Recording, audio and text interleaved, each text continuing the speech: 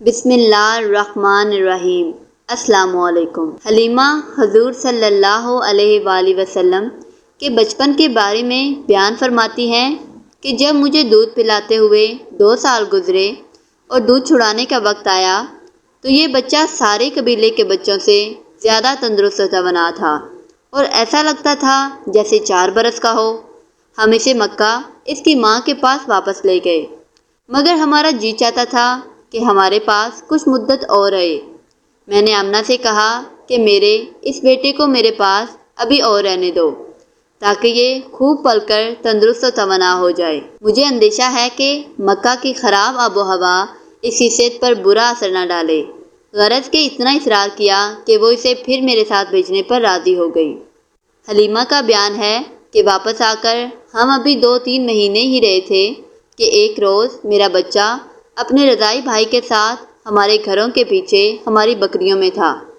اتنے میں اس کا بھائی دوڑتا ہوا آیا اور کہا، ماں، میرے اس قریشی بھائی کے پاس 2 سفید پوش آدمی آئے اور انہوں نے اس کا پیٹ چاک کر دیا۔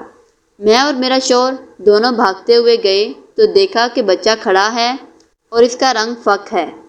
اس کے باپ نے اسے لپٹا لیا اور پوچھا، بیٹا تجھے کیا ہو گیا؟ اس نے کہا، 2 آدمی سفید کپڑے پہنے ہوئے آئے، مجھے لٹا کر میرا پیٹ چاک کیا اور اس میں سے کوئی چیز نکال کر پھینک دی اور پیٹ کو پھر ویسا ہی کر دیا جیسا وہ تھا۔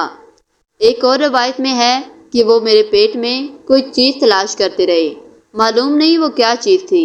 حلیمہ کہتی ہیں کہ ہم اسے گھر واپس لائے تو میرے شوہر نے کہا، حلیمہ مجھے ڈر ہے کہ اس بچے کو کچھ ہو نہ جائے، بہتر یہی ہے کہ اسے اس کے گھر اس کی ماں کے پاس پہنچا دیا جائے۔ ایک بار کا ذکر ہے کہ ایک شہر میں حضرت عمر بن خطاب رضی اللہ تعالی عنہ رات کے وقت نگرانی کرتے ہوئے گزر رہے تھے۔ وہ لوگوں کی حالت اور مشکلات کو سمجھنے کے لیے اکثر رات کو شہر میں نکل آتے تھے۔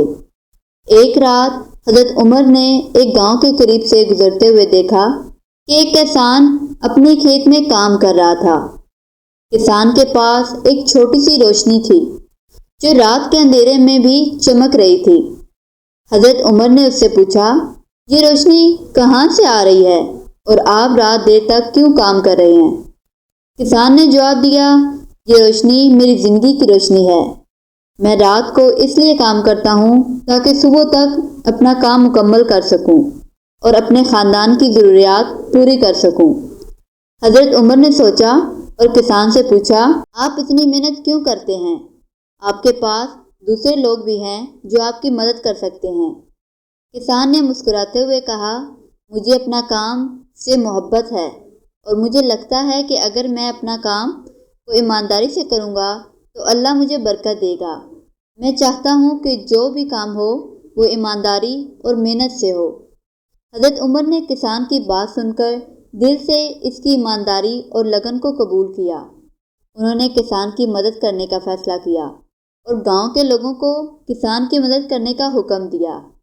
ایک دن جب حضرت عمر دوبارہ اسی گاؤں سے گزرے تو انہوں نے دیکھا کہ گاؤں کی حالت بہتر ہو گئی تھی، لوگوں کے چہرے پر خوشی تھی اور کسان مزید خوشی سے کام کر رہا تھا۔